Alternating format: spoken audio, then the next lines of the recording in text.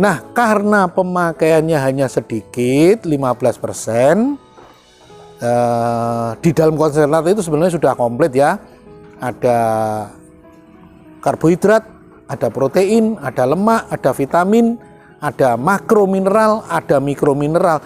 Tetapi karena pemakaiannya hanya 15%, maka itu harus dibantu, dicukupi dengan kelompok premik. Ini kelompok ya, saya sebut kelompok premik. Ada tepung batu kapur, ini sebagai sumber mineral makro kalsium. Menir batu kapur ini sama sebagai sumber makro mineral kalsium, tetapi ada sedikit perbedaan.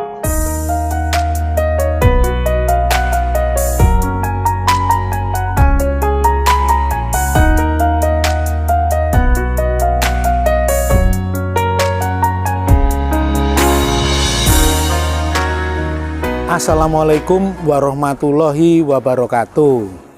Jumpa lagi jumpa dengan saya Winarno, tukang bikin cerita tentang nutrisi, khususnya nutrisi ternak ruminansia. Kalau mau cerita tentang nutrisi unggas bisa, nutrisi babi oke, nutrisi ikan juga boleh, cacing pun ya adalah gitu bekal ilmunya ya. Atau golongan pseudoruminansia, kuda, kelinci, marmut ya oke lah. Kali ini saya akan menceritakan tentang pakan komplit untuk induk ternak ruminansia, khususnya domba tipe pedaging ya. Untuk induk ternak ruminansia ini ya pakannya memang prinsipnya harus lengkap dan seimbang. Idealnya lengkap dan seimbang, realistisnya harus disukai oleh ternak. Itu filosofinya. Nah, sedangkan untuk ternak ruminansia itu kebutuhan proteinnya minim, paling banyak sedang-sedang saja. Untuk yang tipe induk pedaging ini, katakanlah proteinnya mau 10%, mau 11%, mau 12%, sudah lebih dari cukup. Karena yang kedua, prinsipnya pakannya harus murah, karena ini pemeliharaannya jangka panjang. Kalau pada domba dan kambing, periodisasinya 240 hari, dari sapeh ke sapeh, atau dari 6 bulan ke 6 bulan misalnya, itu jaraknya 240 hari. Maka itu kalau pakannya tidak murah, ya kosnya nanti jadi mahal. Jadi harus murah ya. Bagaimana membuat pakan dari sisi nutrisinya tercukupi tapi dengan harga murah tadi ya. Tapi bukan murahan loh. Aku memberi istilah harga bersahabat, kualitas hebat. Jadi pakan komplitnya ini terdiri dari konsentrat turbo, ini ibarat bahan bakar ya seperti Pertamax turbo, sehingga pemakaiannya yang sedikit, 15%. Nah, karena pemakaiannya hanya sedikit, 15%, di dalam konsentrat itu sebenarnya sudah komplit ya. Ada karbohidrat, ada protein, ada lemak, ada vitamin, ada makromineral, ada mikromineral. Tetapi karena pemakaiannya hanya 15%, maka itu harus dibantu, dicukupi dengan kelompok premik. Ini kelompok ya, saya sebut kelompok premik. Ada tepung batu kapur, ini sebagai sumber mineral makro kalsium. Menir batu kapur ini sama sebagai sumber makro mineral kalsium, tetapi ada sedikit perbedaan ya.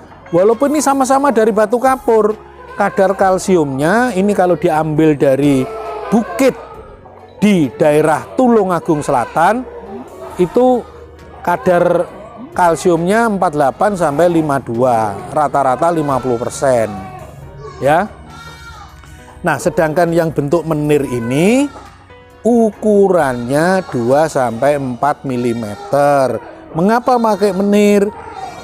Kalau yang berbentuk tepung ini cepat dicerna, cepat diserap, tapi juga cepat habis. Sedangkan yang berbentuk menir ini lambat dicerna, lambat diserap, sehingga juga lambat habis. Ini harus kombinasi 50-50. Ini 1%, ini 1%, berarti separuh-separuh. Jadi ada yang bisa dicerna langsung, diserap langsung, ada yang cepat habis. Nah, ini untuk maintenance ya, seperti vitamin C-nya Lunamaya lah, slow release, lepas lambat. Supaya apa? Supaya kadar kalsium di dalam darah tidak drop. Biasanya ya, kalau pada sapi perah, pada hari setelah melahirkan, hari kedua, hari ketiga, terjadi ambruk, istilahnya demam susu, milk fever, itu penyebabnya karena kekurangan kalsium mendadak. Tadinya tidak keluar susu sehingga kalsiumnya masih banyak di dalam peredaran darah, kemudian karena keluar susu, induk mengutamakan untuk anak. Maka itu kadar kalsiumnya drop dari harusnya minimum 8, kalau drop menjadi 4, akhirnya terjadilah ambruk. Nah, supaya tidak drop, maka itu diperlukan bentuk yang menir batu. Grade dalam bahasa nutrisi, bahasa teknis, ini disebut grade. Tulisannya grade 2/4 mm.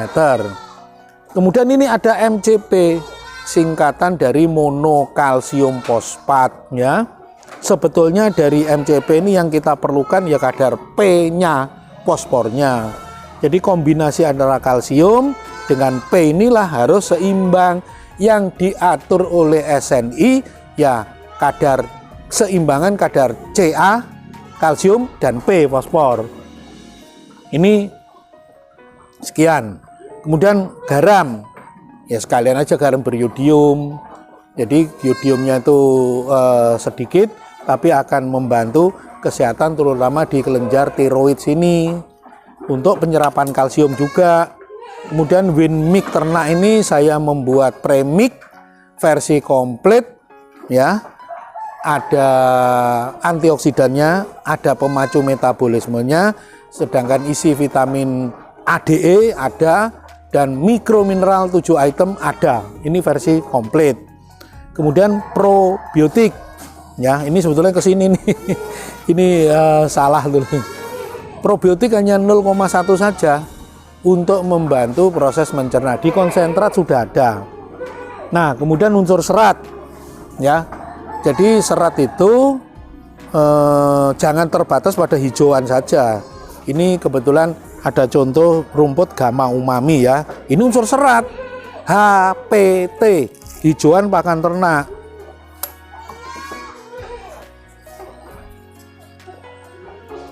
Apakah ini manis atau tidak harus dicicipi.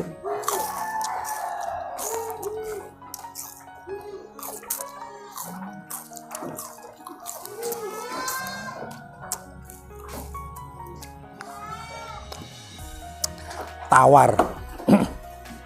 Jadi saya pribadi nih, terutama untuk ternak ruminansia kecil, ya kalau rekomendasi rumput odot. Mengapa rumput odot? Karena rumput odot ini jarak ruasnya ini loh ya. Ini jarak ruasnya kalau rumput odot kan hanya 2 sentian. Artinya apa? Ini dindingnya itu lunak. Kalau jaraknya lebar pasti roboh atau patah. Sedangkan yang jaraknya lebar begini, ini karena dindingnya kuat. Seperti tebu lah ekstremnya. Tebu jarak ruasnya kan bisa 1 jengkal. Keras. Kalau keras itu artinya TDN-nya, daya cernanya ya rendah. Kalau odot ruasnya pendek-pendek, itulah TDN-nya tinggi, kepala 7, bisa 70%.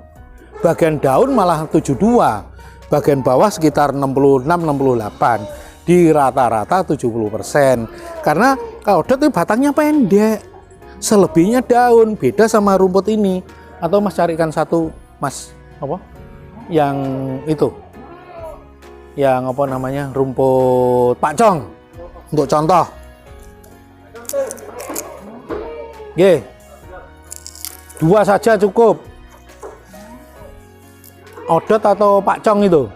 Ada odot, ada pakcong ya.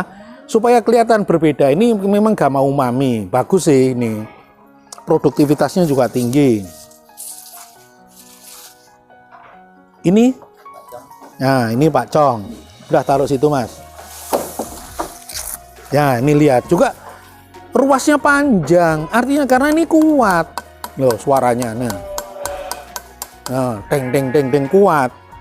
Kalau kulitnya keras sudah pasti daya cernanya juga rendah. Gitu. Ya, ini jaraknya ini pakcong ini. Apakah ini manis? Ya kita coba. Ini aritnya dari klaker ini.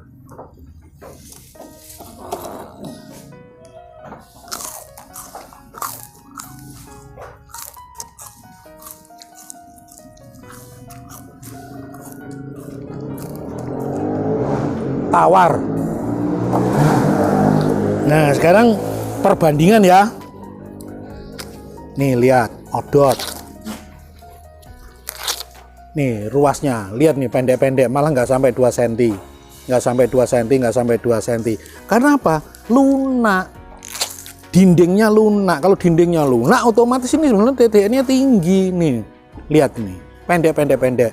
Dan hanya sedikit. Selebihnya kan bagian daun ya. Kita lihat ini. Ini odot ini.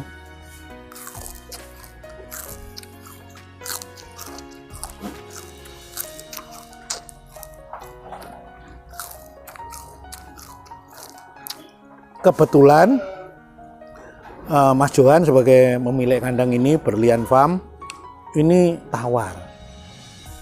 Lain kali kalau milih bibit odot yang akan ditanam, pilihlah yang rasanya manis. Kalau ini kebetulan tawar, jadi ini dari ketiga jenis ini tawar semua. Ada nih yang manis rumput odot ini, ya.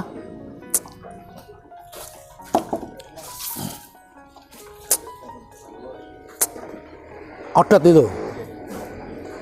Ini ada lagi odot yang agak panjang ini ruasnya.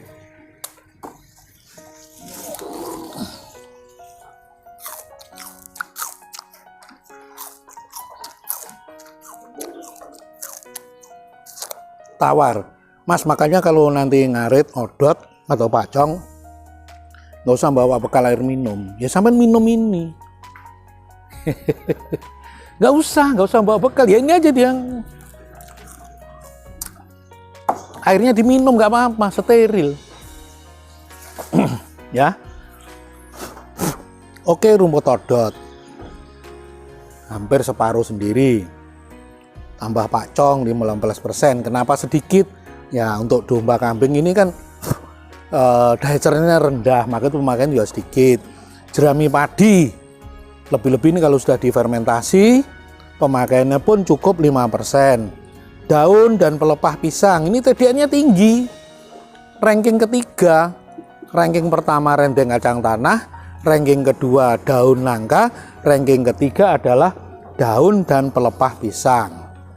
Kemudian ada pakai Gliricidae, golongan leguminosa. Ini yang bisa saya dapat di negara saya, di Trenggalek, Jawa Timur, Indonesia.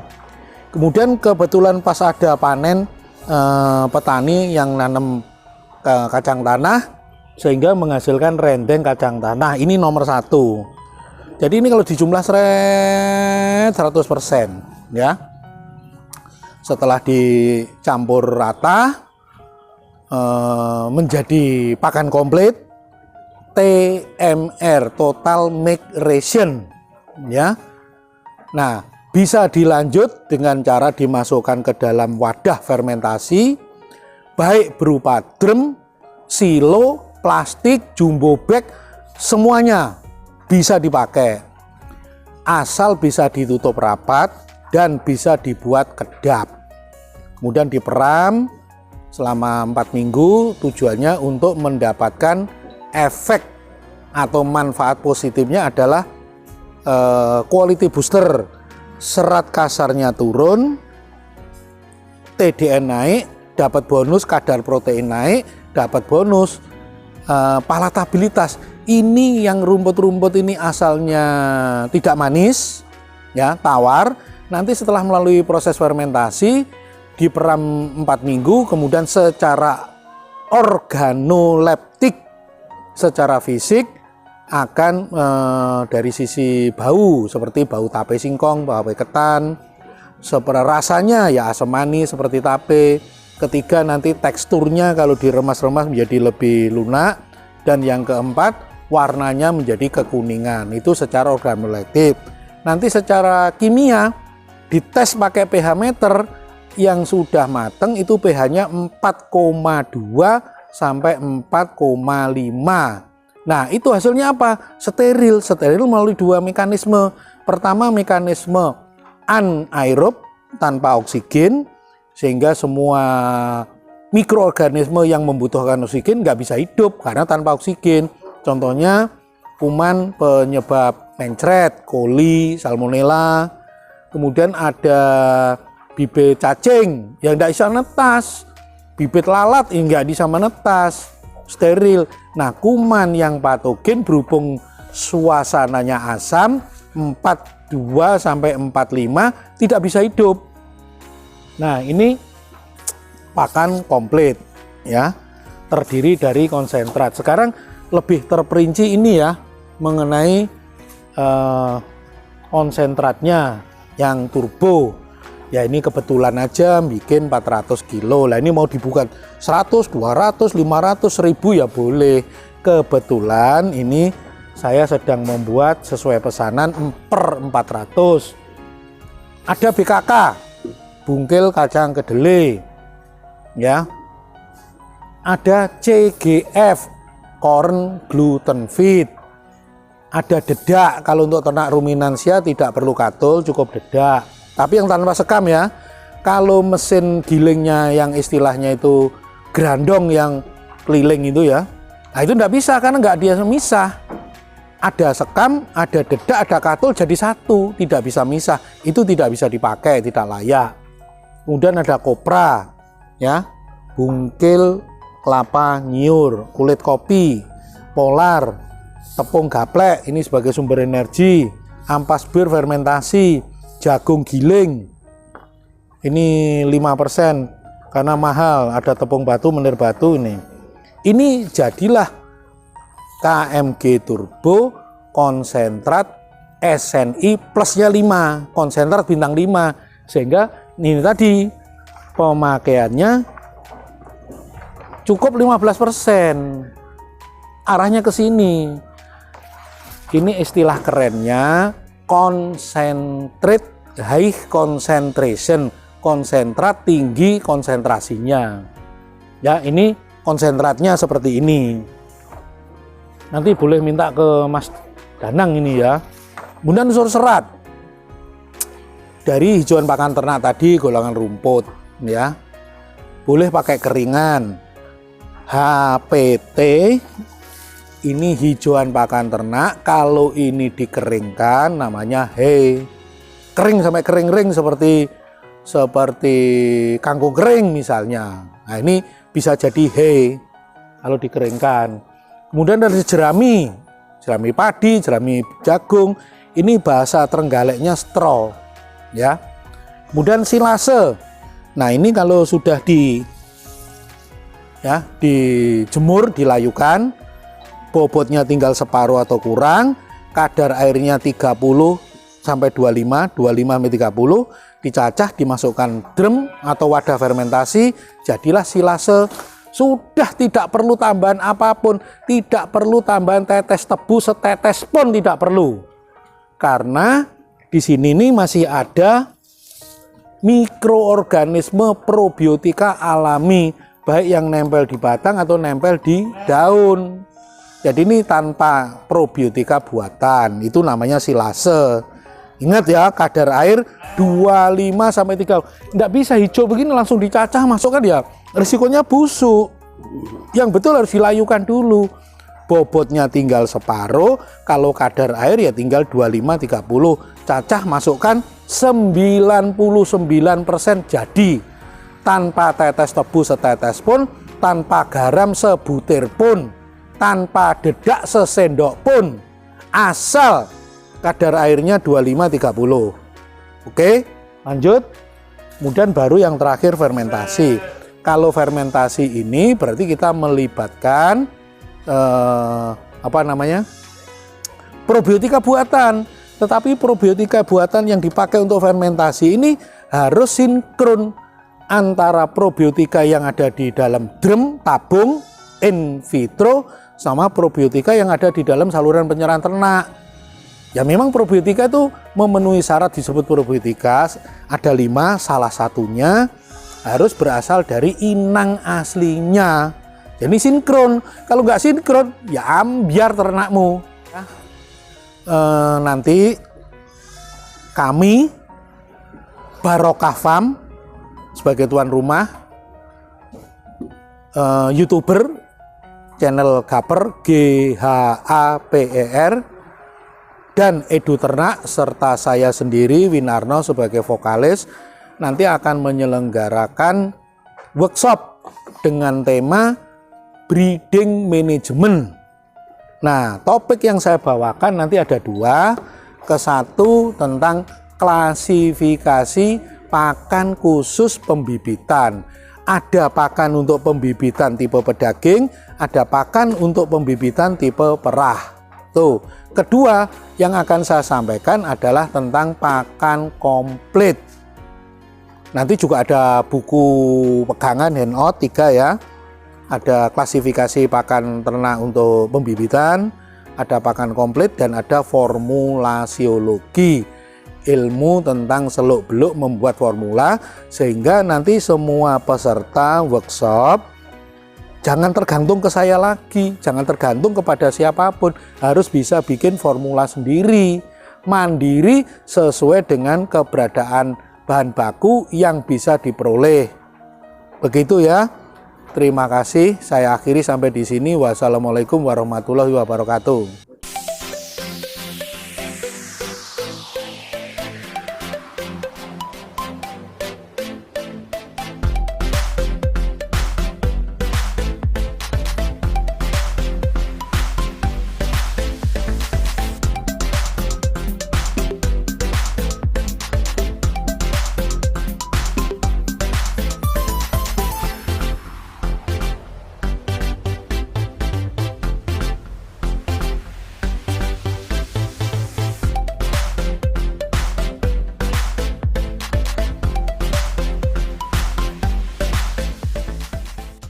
Berarti kita melibatkan probiotika buatan. Tetapi probiotika buatan yang dipakai untuk fermentasi ini harus sinkron antara probiotika yang ada di dalam drum, tabung, in vitro, sama probiotika yang ada di dalam saluran pencernaan ternak. Ya memang probiotika itu memenuhi syarat disebut probiotika, ada 5, salah satunya harus berasal dari inang aslinya. Jadi sinkron, kalau nggak sinkron ya ambiar ternakmu.